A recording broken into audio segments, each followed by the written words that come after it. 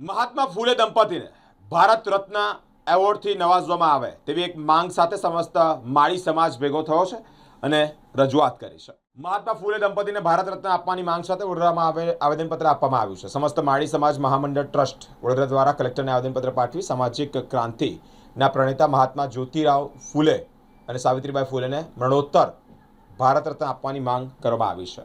ફૂલે દંપતીએ પછાત વર્ગોના ઉત્થાન, મહિલા શિક્ષણની શરૂઆત, સામાજિક કુરિવાજો સાથે આજીવન લડત આપી છે। સન્માનની પણ માંગ કરવામાં આવી છે। દેશના બંધારણના ઘડવૈયા ડૉક્ટર બાબા સાહેબ આંબેડકર પણ મહાત્મા ફૂલેને પોતાના ગુરુ માન્યા હતા। તેમને દેશનું સર્વોચ્ચ સન્માન મળવું જોઈએ, એક ન્યાયની અપેક્ષા પણ છે।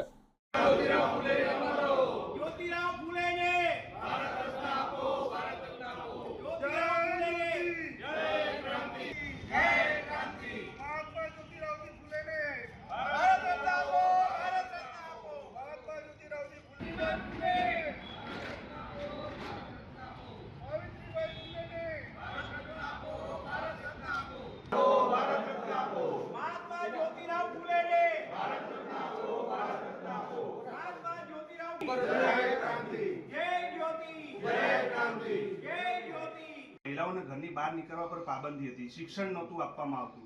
ए समये साहेब आ सावित्रीबाई फूले महिलाओना शिक्षण माटे 70 થી વધુ स्कूल के अमारा आराध्य एवा महात्मा ज्योतिराव फूले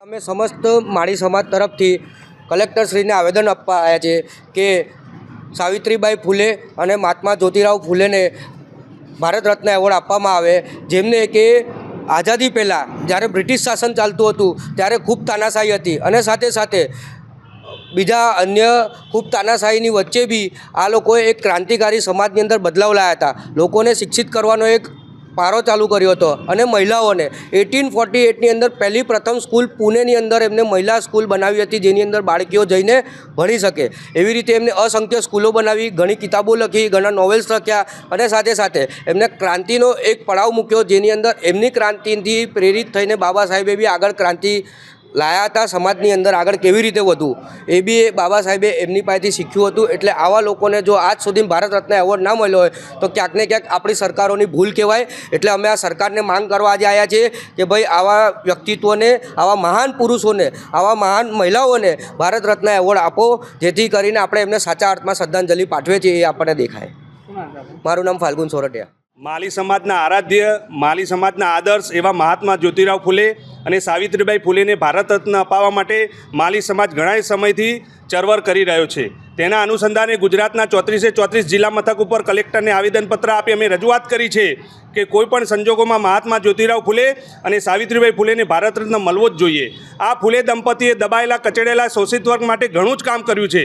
મહિલાઓને જે સમયે ઘરની બહાર આવવાની પરવાનગી નહોતી, શિક્ષણ પણ નહોતું મળતું, એ સમયે સાવિત્રીબાઈ ફૂલે મહિલાઓના શિક્ષણ માટે 70 થી વધુ સ્કૂલો ચાલુ કરી છે।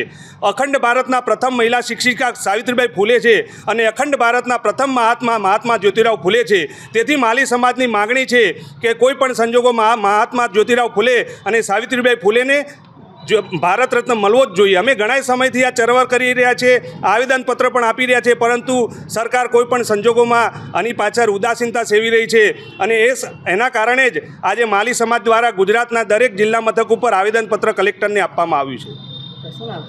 ભાવિકભાઈ રામી, અધ્યક્ષ સમસ્ત માલી સમાજ મહામંડળ ટ્રસ્ટ ગુજરાત।